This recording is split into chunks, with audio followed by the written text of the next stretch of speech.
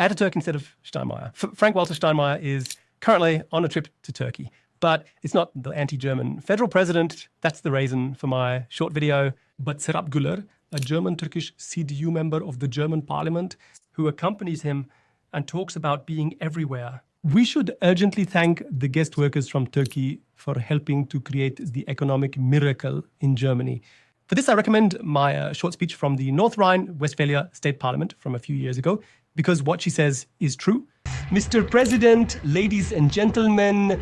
Today, there are motions from the CDU and FDP, as well as from the SPD and the Greens, to address the guest worker recruitment agreements, primarily in Italy, Spain, Greece, during the 50s and 60s, and Turkey, as well as honoring the accomplishments of those people and how important these motions you yourselves file are to you today, can be seen by the nearly empty seats. But it's lunchtime. Enjoy your meal. We truly appreciate the lifetime achievements of these people who have come to Germany. We indeed share a lot of positive connections with these people, whether they are Italians, Croatians, or Turks, and this fundamentally applies to them as well. Turkish minors who were here in the state parliament some time ago and whom you all let sit here. But at this point, as you might guess, the similarities end. Let us therefore look back briefly and confront a legend, things that sometimes really mess with your head, as we've already heard several times today in the session. Looking back at those warming agreements that the then young Federal Republic of Germany made in the 50s and 60s of the last century with several Mediterranean countries had closed. Following them, those rightly called guest workers came to the north. Because they were guest workers, there was complete agreement on this by all parties. They are not anymore today. The first of these agreements came into effect on December 20th, 1955. However, whoever thinks it was closed because there was still a lot of reconstruction work needed after the lost war is mistaken. Was to perform. The mistake. Even back then, this recruitment agreement was essentially just a piece of development aid for the former comrade in arms and later wartime foe.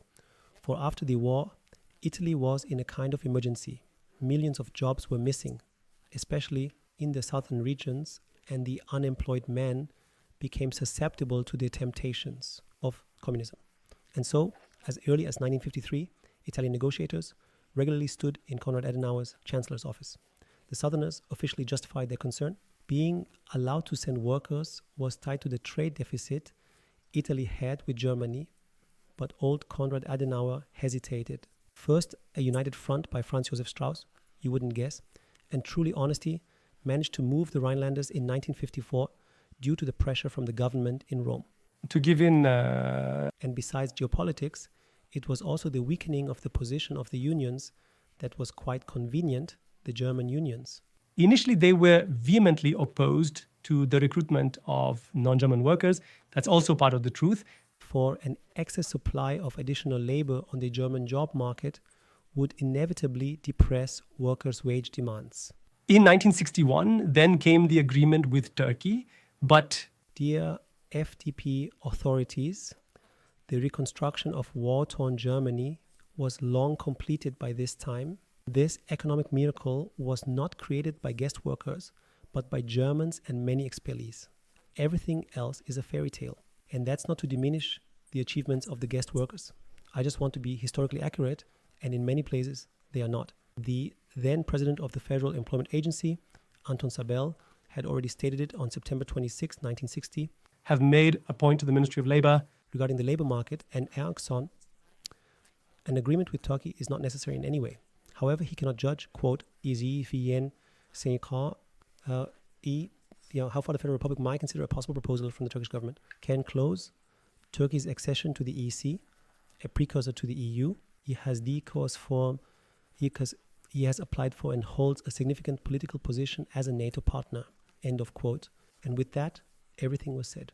But why are such, to put it mildly, incomplete and factually incorrect motions from the CDU? Asked by the FDP, SPD and Greens et al. The Christian Democratic Union and the Free Democratic Party want to collect a few votes from migrants. That's permissible. We want that too. Totally fine. And the SPD? Why is the SPD submitting a proposal that goes even further? For example, by addressing, I quote, low incomes and low pensions as well as poor housing conditions, end quote. Indeed, pointing out the guest worker of the first generation, and at the same time, they forget their German former core electorate here every day. The same applies to that as well. And why suck up? Why does the SPD care so much more? The SPD is adopting a pro-Muslim stance because it wants to be saved. But the Turks in our country will not do them this favor.